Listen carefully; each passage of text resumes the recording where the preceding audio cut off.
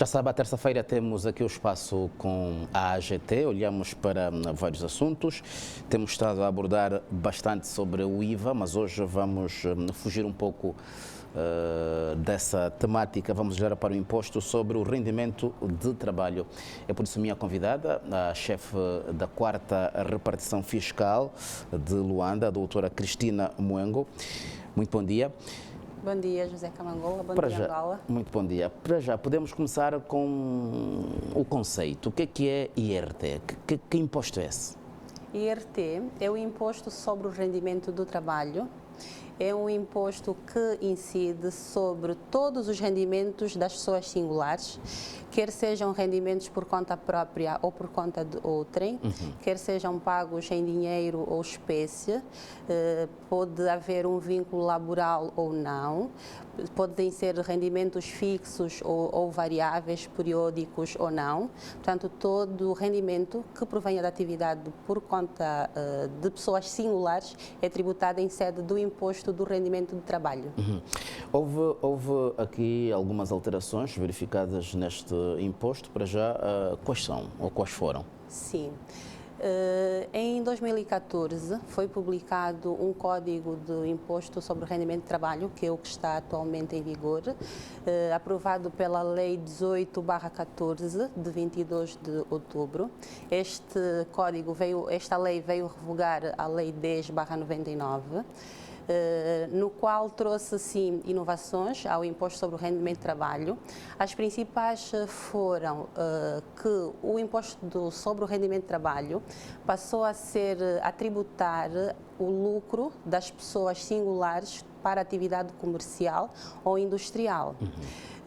Esta alteração, portanto, foi a alteração que era o imposto industrial, porque anteriormente estas pessoas, ou o lucro destas pessoas, era tributado em sede do imposto industrial. Com a Lei 18/14, aqueles contribuintes que anteriormente, a 2015, pertenciam ao imposto industrial grupo C ou grupo B do imposto industrial passaram a ser tributados em sede do IRT. Pela sua atividade, para o grupo B, os profissionais liberais, e para o grupo C, a atividade comercial ou industrial das pessoas do rendimento de trabalho. Outra alteração essencial que houve a este imposto, com a Lei 18/14, é que surgiram os 3 grupos de tributação que anteriormente não existiam. Em sede do IRT, a partir de entrou em vigor em 2015, passou a existir o grupo A, que tributa a atividade por conta de outrem, o grupo B, que tributa os profissionais liberais, e o grupo C, que tributa as pessoas, a atividade comercial por conta própria. Já em 2019, houve uma ligeira alteração ao Código de IRT, aprovado pela Lei 9/19, de 24 de abril. Esta alteração ao Código de IRT traz essencialmente a alteração à tributação dos lucros a favor dos sócios das sociedades comerciais.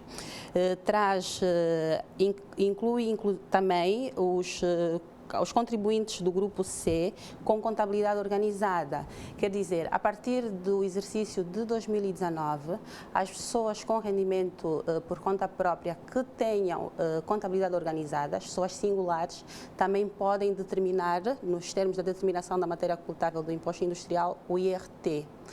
Foram essencialmente as maiores alterações. Do código. Se quisermos aqui olhar para os profissionais liberais, como é que podem estes apresentar os seus rendimentos, sendo que são normalmente pequenos empreendedores, microempresas, há procedimentos que devem seguir, quais são, como é que devem se orientar? Os profissionais liberais enquadrados no grupo B do Imposto de Rendimento de Trabalho são apenas aquelas profissões que o próprio Código determina como profissionais liberais. Cabeleireiros, por exemplo, DJs? Os cabeleireiros e os DJs foram introduzidos a esta lista apenas em 2019. Há esta alteração que referi que houve ao Código de Imposto de Rendimento de Trabalho.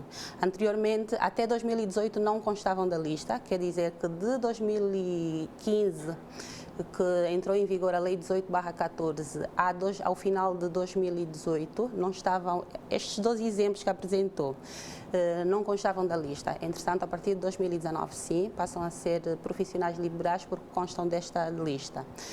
A sua questão sobre como é que devem apresentar os seus rendimentos, para a prestação de serviço, que haja retenção na fonte de quem paga aquele rendimento, portanto, o imposto é pago por aquelas pessoas ou entidades que retenham na fonte. Entretanto, para o rendimento por conta própria que se obtenham anualmente e não seja, portanto, prestação de serviço por retenção na fonte, estes devem anualmente apresentar, de acordo com o seu rendimento, à administração fiscal, fazer a entrega do imposto e a declaração anual. Estes profissionais liberais devem apresentar até o final do mês de março a declaração relativa aos factos que ocorreram no ano anterior. Uma declaração feita de forma discriminatória de toda a atividade, ou há um modelo? Há um modelo oficial. Os modelos estão à venda na imprensa nacional ou à disposição no site da AGT. O contribuinte pode imprimir a declaração e preencher onde devem constar os dados do contribuinte, os rendimentos que auferiu durante o ano, determinar o imposto conforme a taxa a que se aplique e apresentar junto à Administração Geral Tributária. E qual é a taxa do IRT? O IRT tem as suas taxas conforme os grupos de tributação. Não é uma taxa única. Relativamente aos trabalhadores por conta de outrem, que são aqueles que têm um contrato por conta de outrem, existe uma tabela progressiva, não é uma taxa única, as taxas variam conforme o rendimento. É uma tabela progressiva, portanto, que os rendimentos mais baixos têm uma taxa mais baixa e os rendimentos mais altos uma mais alta também, que tem um mínimo de 540 kwanzas e a taxa mínima é de 7% e a taxa máxima é de 17%. Para os contribuintes do grupo B, que são os profissionais liberais conforme a lista das profissões determinadas em sede do imposto, a taxa é de 15% sobre 70% do rendimento. Isto quer dizer que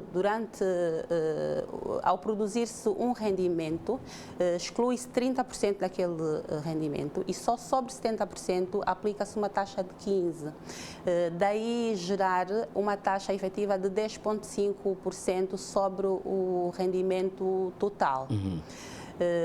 Para o grupo C, também temos, o grupo C é tributado o IRT conforme a tabela dos lucros mínimos.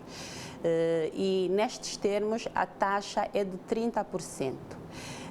No grupo C ainda, aqueles rendimentos comerciais ou industriais que forem 4 vezes superiores ao valor pré-determinado da tabela dos lucros mínimos, já devem pagar conforme o rendimento e aplica-se sobre aquele rendimento uma taxa de 6,5%. No grupo C também vamos encontrar aquelas pessoas com contabilidade organizada que determinam nos termos a matéria coletável nos termos do imposto industrial e aplica-se uma taxa de 30%. São as taxas do IRT.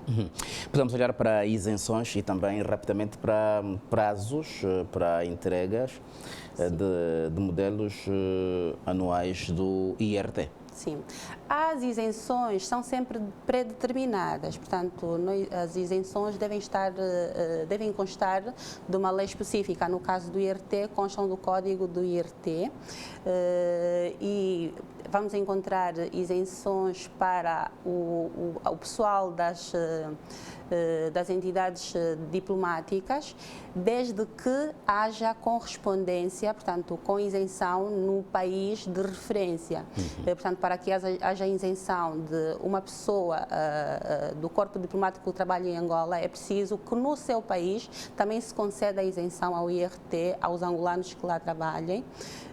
Encontramos também isenções para o pessoal das organizações não governamentais e estas devem ser também aprovadas pelo órgão de tutela. Encontramos ainda isenções para as pessoas portadoras de deficiência, cujo grau de invalidez daquela deficiência seja superior a 50%, devem ter, portanto, um certificado do órgão que avalie este grau de invalidez e aí estará isento. Estão isentas também do IRT as pessoas com mais de 60 anos, apenas para atividade por conta de outrem, porque se exercerem atividade por conta própria, aí serão tributados em sede do IRT. Anualmente, quando é que os contribuintes devem apresentar os seus relatórios? Os relatórios também têm os prazos discriminados por grupos. Os contribuintes enquadrados no grupo A do IRT, que são os trabalhadores por conta de outrem, as entidades que os empregam devem apresentar a sua declaração anual até o final do mês de fevereiro, seguinte ao facto tributário. Já os profissionais liberais enquadrados no grupo C e os comerciantes e profissionais, portanto, que estejam enquadrados na tabela dos lucros, a descrição na tabela dos lucros mínimos, que não sejam profissionais liberais, devem apresentar até o final do mês de março. O que quer dizer que está agora em decurso o mês de março, toda a atividade que as pessoas exerceram por conta própria durante o ano de 2019 devem preencher a declaração e entregar a repartição do domicílio até ao final deste mês. Qualquer atraso tem alguma sanção? Sim, temos penalizações. O fim de prazo não quer dizer que nós não possamos entregar as declarações. Devemos sempre entregar, ainda que com atraso, só que o atraso, nos termos da lei, tem uma penalização. Paga-se uma multa pelo atraso da entrega da declaração ou pelo atraso do pagamento do imposto. Senhora Cristina Moengo, muito obrigado, bom dia, a chefe da 4ª Repartição Fiscal e bom trabalho. Obrigada. Olhamos aqui para